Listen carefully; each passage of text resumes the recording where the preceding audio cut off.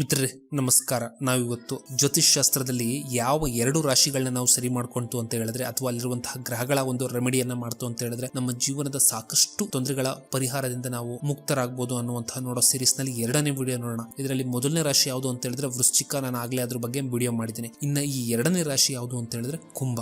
ಈ ಕುಂಭ ಯಾಕೆ ಬಹಳ ಒಂದು ಇಂಪಾರ್ಟೆಂಟ್ ರಾಶಿ ಆಗುತ್ತೆ ಅಂತ ನೋಡೋದಾಯ್ತು ಅಂತ ಹೇಳಿದ್ರೆ, ಎಗೈನ್ ಕುಂಭವನ್ನು ಕೂಡ ಎರಡು ಪ್ಲಾನೆಟ್ ಗಳು ರೂಲ್ ಮಾಡ್ತವೆ. ಕುಂಭ ಕಾಲ್ಪುರುಷ ಭಾವದಲ್ಲಿ 11ನೇ ಮನೆಯನ್ನ ರೆಪ್ರೆಸೆಂಟ್ ಮಾಡುತ್ತೆ ಅಂತ ಹೇಳಿದ್ರೆ, ಮೇಷ ಲಗ್ನಕ್ಕೆ ಇದು 11ನೇ ಮನೆ ಆಗುತ್ತೆ. ಸೊ 11ನೇ ಮನೆ ಏನ್ ರೆಪ್ರೆಸೆಂಟ್ ಮಾಡುತ್ತೆ? ಮಾಸಸ್ ಅನ್ನ ರೆಪ್ರೆಸೆಂಟ್ ಒಂದು ಮಟ್ಟಿಗೆ ಮಾಡುತ್ತೆ, ಮತ್ತೆ ಫ್ರೆಂಡ್ಸ್ ಸರ್ಕಲ್ ಅನ್ನ ರೆಪ್ರೆಸೆಂಟ್ ಮಾಡುತ್ತೆ, ಸೋಷಿಯಲ್ ಸರ್ಕಲ್ ಅನ್ನ ರೆಪ್ರೆಸೆಂಟ್ ಮಾಡುತ್ತೆ, ಮತ್ತೆ ನಾವು ಮಾಡುವಂತಹ ದುಡ್ಡನ್ನು ಕೂಡ ಇದು ರೆಪ್ರೆಸೆಂಟ್ ಮಾಡುತ್ತೆ. ಪ್ರತಿದಿನ ಮಾಡ್ತೀವಲ್ಲ ಅಂತಹ ಟ್ರಾನ್ಸಾಕ್ಷನ್. ಕ್ಲಿಯರ್? ಇಂತಹ ಒಂದು ಕುಂಭ ರಾಶಿಯನ್ನ ಎರಡು ಪ್ಲಾನೆಟ್ ಗಳು ರೂಲ್ ಮಾಡ್ತವೆ. ಅದ್ಯಾವುದು ಅಂತ ಹೇಳಿದ್ರೆ, ಒಂದು ಶನಿ, ಇನ್ನೊಂದು ರಾಹು.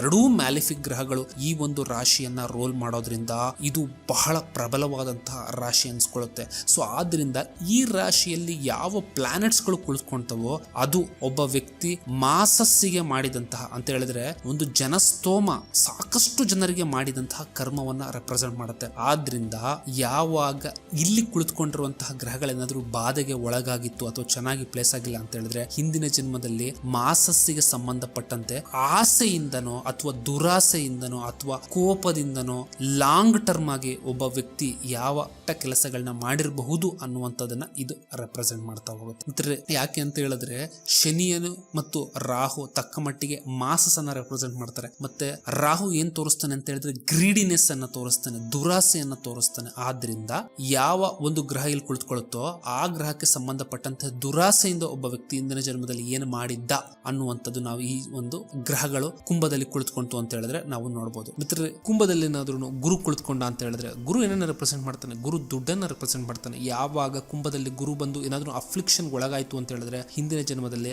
ಆ ವ್ಯಕ್ತಿ ದುರಾಸೆಯಿಂದ ಲಂಚವನ್ನ ತೆಗೆದುಕೊಂಡಿರುವಂತಹ ಚಾನ್ಸಸ್ ಜಾಸ್ತಿ ಇರುತ್ತೆ, ಅಥವಾ ದುರಾಸೆಯಿಂದ ಮಾಸಸ್ ಹತ್ರ ಹೇಗೋ ದುಡ್ಡನ್ನ ಎಕ್ಸ್ಟ್ರಾಕ್ಟ್ ಮಾಡಿರುವಂತಹ ಚಾನ್ಸಸ್ ಜಾಸ್ತಿ ಇರ್ತದೆ. ಆದ್ರಿಂದ ಈ ಜನ್ಮದಲ್ಲಿ ಆ ವ್ಯಕ್ತಿಗೆ ಸಾಕಷ್ಟು ದುಡ್ಡು ಬರ್ಬೋದು, ಆದ್ರೆ ಆ ದುಡ್ಡು ನೆಮ್ಮದಿಯನ್ನ ತರೋದಿಲ್ಲ, ಬೇರೆ ಯಾವುದೋ ಒಂದು ವಿಷಯದಲ್ಲಿ ಸಮಸ್ಯೆಯನ್ನ ಕೊಡ್ತಾ ಹೋಗುತ್ತೆ. ಕೇಸ್ ಏನಾದ್ರೂ ಈ ಕುಂಭದಲ್ಲಿ ಶನಿ ಇದ್ದು ಬಾಧೆಗೆ ಒಳಗಾಗಿತ್ತು ಅಂತ ಹೇಳಿದ್ರೆ, ಶನಿಯ ಮನೆಯೇ ಕೂಡ ಆಗಿರುತ್ತೆ, ಬಟ್ ಬಾಧೆಗೆ ಒಳಗಾಗಿತ್ತು ಅಂತ ಹೇಳಿದ್ರೆ ಒಬ್ಬ ವ್ಯಕ್ತಿ ಇಂದಿನ ಜನ್ಮದಲ್ಲಿ ಒಂದು ಮಾಸಸ್ಸಿಗೆ ಸಂಬಂಧಪಟ್ಟಂತಹ ಲ್ಯಾಂಡಿಗೆ ಕುರಿತಾದಂತೆ ಯಾವುದೋ ಒಂದು ಕೆಲಸ ಅಥವಾ ಬಿಲ್ಡಿಂಗ್ಗೆ ಕುರಿತಾದಂತೆ ಕೆಲಸವನ್ನ ಮಾಡಿರುವಂಥದ್ದು. ಯಾಕಂತ ಹೇಳಿದ್ರೆ ನೀವು ಇವತ್ತು ನೋಡಬಹುದು, ಸಾಕಷ್ಟು ಜನ ಮತ್ತೊಬ್ಬರ ಲ್ಯಾಂಡ್ ಅನ್ನ ಕಬ್ಜಾ ಮಾಡ್ಕೋತಾರೆ. ಈ ರೀತಿಯಾದಂತಹ ಒಂದು ವಿಷಯಗಳನ್ನ ಇಂದಿನ ಜನ್ಮದಲ್ಲಿ ಮಾಡಿರುವಂತಹ ಚಾನ್ಸಸ್ ಜಾಸ್ತಿ ಇರುತ್ತೆ. ಇನ್ಫ್ಯಾಕ್ಟ್ ಕುಜ ಇತ್ತು ಅಂತ ಹೇಳಿದ್ರು ಕೂಡ ಲ್ಯಾಂಡ್ಗೆ ಸಂಬಂಧಪಟ್ಟಂತೆ ಮೋಸ ಮಾಡಿರಬಹುದು, ಅಥವಾ ವಯಲೆಂಟ್ ಆಗಿ ನಡ್ಕೊಂಡಿರಬಹುದು ಮಾಸಸ್ ಜೊತೆ. ಸಾಕಷ್ಟು ರೌಡಿಗಳ ಒಂದು ಚಾರ್ಟ್ ಅಲ್ಲಿ ಈ ಕಾಂಬಿನೇಷನ್ ಬರುವಂತಹ ಚಾನ್ಸಸ್ ಇದ್ರೂ ಇರ್ತದೆ. ಅದು ಹಿಂದಿನ ಜನ್ಮದಲ್ಲಿ ಆಗಿತ್ತು ಅಂತ ಹೇಳಿದ್ರೆ. ಮಿತ್ರ, ಇನ್ ಕೇಸ್ ಏನಾದ್ರೂ ಬುಧ ಇತ್ತು ಅಂತ ಹೇಳಿದ್ರೆ, ಹಿಂದಿನ ಜನ್ಮದಲ್ಲಿ ರೂಮರ್ಸ್ ಅನ್ನ ಸ್ಪ್ರೆಡ್ ಮಾಡಿರುವಂತದ್ದು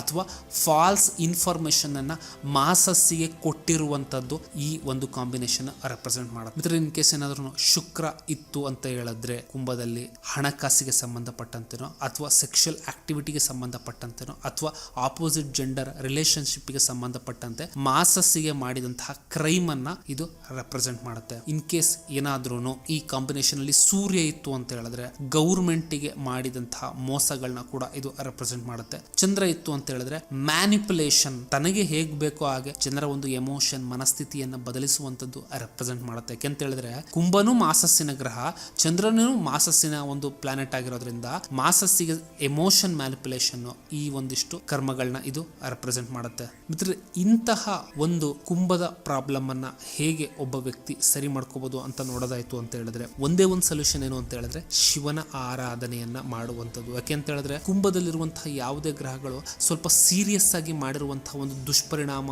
ಅಥವಾ ದುಷ್ಟ ಕರ್ಮದ ರಿಸಲ್ಟ್ ಅನ್ನ ರೆಪ್ರೆಸೆಂಟ್ ಮಾಡೋದು. ಎಸ್ಪೆಷಲಿ ಒಬ್ಬ ವ್ಯಕ್ತಿಗೆ ಮಾಡಿದ್ರೆ ಒಂದು ಕಾನ್ಸಿಕ್ವೆನ್ಸಸ್ ಬೇರೆ ಇರುತ್ತೆ, ಆದ್ರೆ ಒಂದು ಸಮೂಹಕ್ಕೆ ಮಾಡ್ತು ಅಂತ ಹೇಳಿದ್ರೆ ಅದರ ಕಾನ್ಸಿಕ್ವೆನ್ಸಸ್ ಮತ್ತೂ ಬೇರೆ ಇರುತ್ತೆ. ಆದ್ರಿಂದ ಕೇವಲ ಶಿವ ಮಾತ್ರವೇ ಈ ಒಂದು ಗ್ರಹಗಳಿಗೆ ಸಂಬಂಧಪಟ್ಟಂತಹ ಪ್ರಾಬ್ಲಮ್ಗಳು ಕ್ರಿಯೇಟ್ ಆಯ್ತು ಅಂತ ಹೇಳಿದ್ರೆ ಅದಕ್ಕೆ ರೆಮಿಡಿ ಕೊಡೋದಕ್ಕೆ ಸಾಧ್ಯ. ಆದ್ರಿಂದ ಶಿವನನ್ನ ಆರಾಧನೆ ಮಾಡ್ತು ಅಂತ ಹೇಳಿದ್ರೆ ಕುಂಭನ ಸಮಸ್ಯೆಗಳಿಗೆ ರೆಮಿಡಿ ಸಿಗ್ತಾ ಹೋಗುತ್ತೆ. ಮಿತ್ರರೇ, ಈ ವಿಡಿಯೋ ನಿಮ್ಗೆ ಇಷ್ಟ ಆಯ್ತು ಅಂತ ಹೇಳಿದ್ರೆ ಲೈಕ್, ಶೇರ್ ಮತ್ತು ಸಬ್ಸ್ಕ್ರೈಬ್ ಮಾಡಿ.